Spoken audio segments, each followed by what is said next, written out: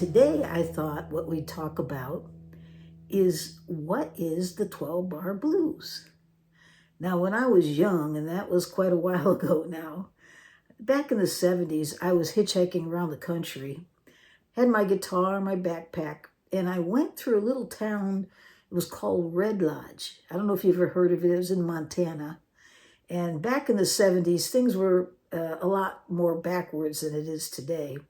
In fact, the person that picked us up when we were hitchhiking into that little town, I guess you'd call it, because it was pretty small, he lived there, but he had a kind of a handmade hut.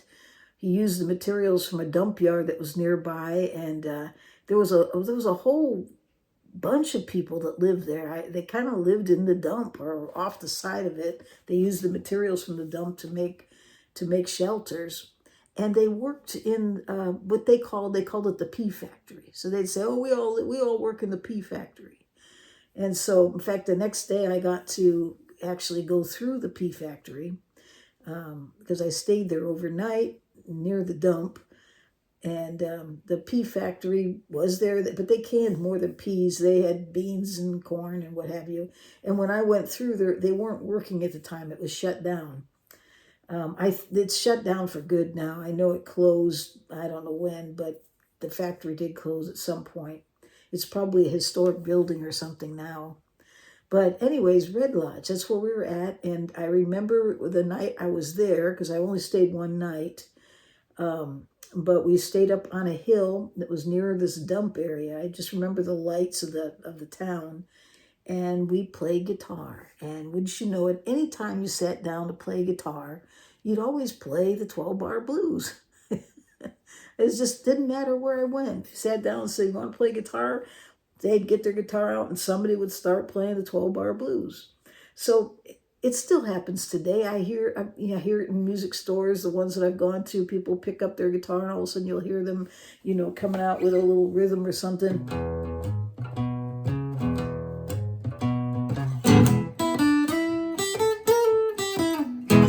And they're working on those 12-bar blues.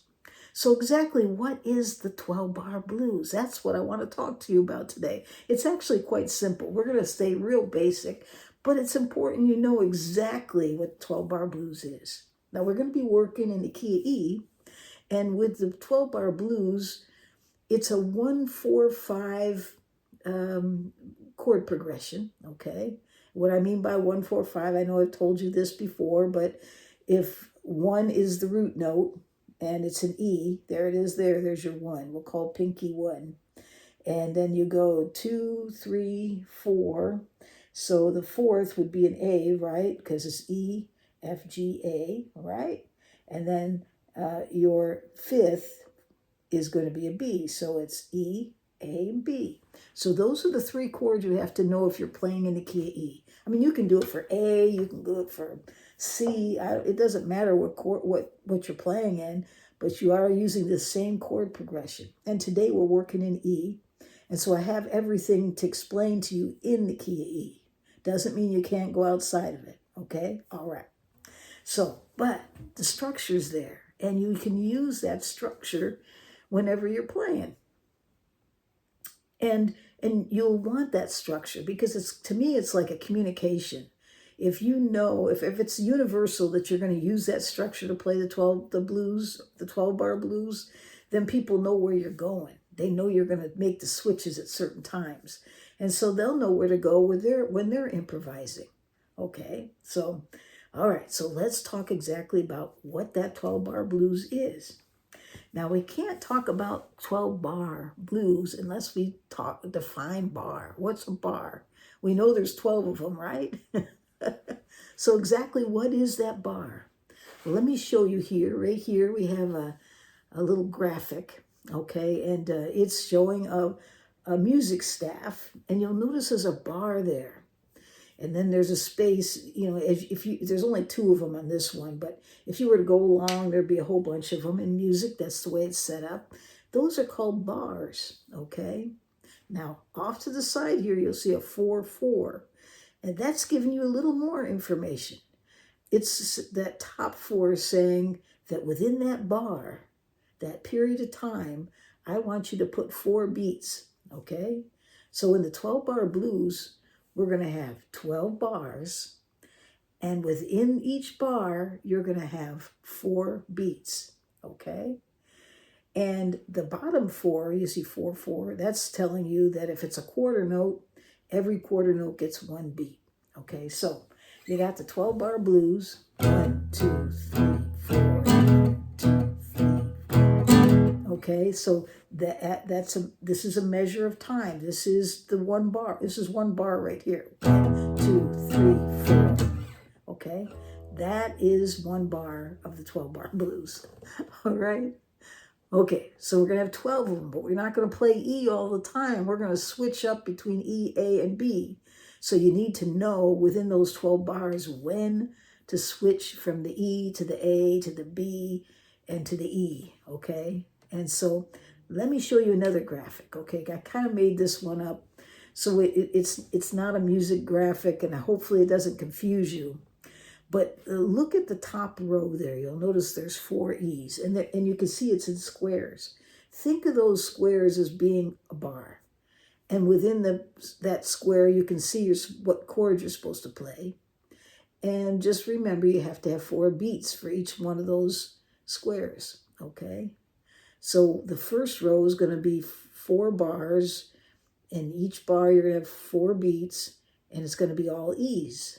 And then you go down the next row, and you'll see there's 2 bars of A, and then back to 2 bars of E.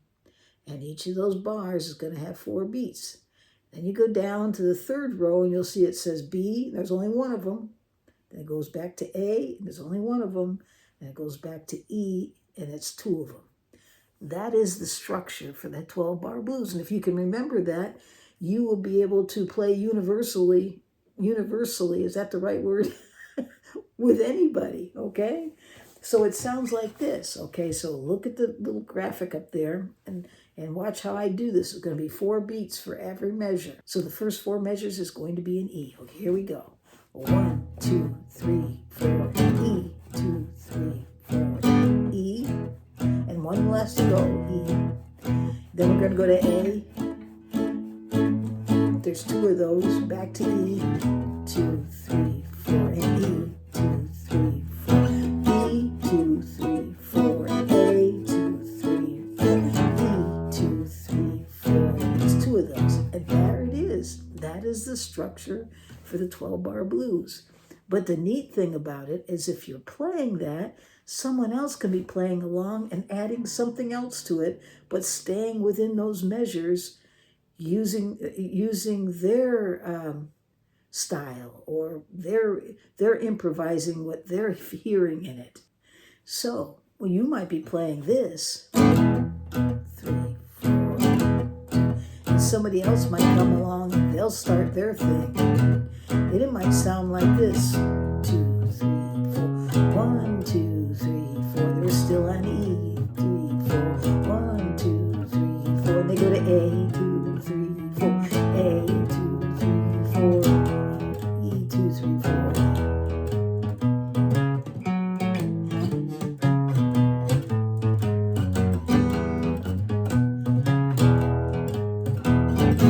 So you can see those riffs that I was doing fit within those bars, and it enhanced what the player was playing when they're playing, and it enhanced that skeleton of the 12-bar blues.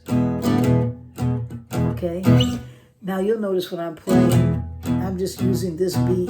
There's different ways you can bring this out. And I'll use an upstroke for an and, so it's 1, 2, 3, 4, and 1, 2, 3, 4, and 1, 2, 3, 4. Okay, all right. It just kind of gives it a little flavor. So someone else could be playing, just some lead lines along with it, but they're going to be staying within the E, A, and the B as well, okay? So give that a try. Spend some time with it. Learn the 12-bar blues. Learn the structure of it so that when you sit down and play with somebody and you start improvising, you'll never get lost. You'll always know where you're supposed to be. I hope that helps. And don't forget to subscribe.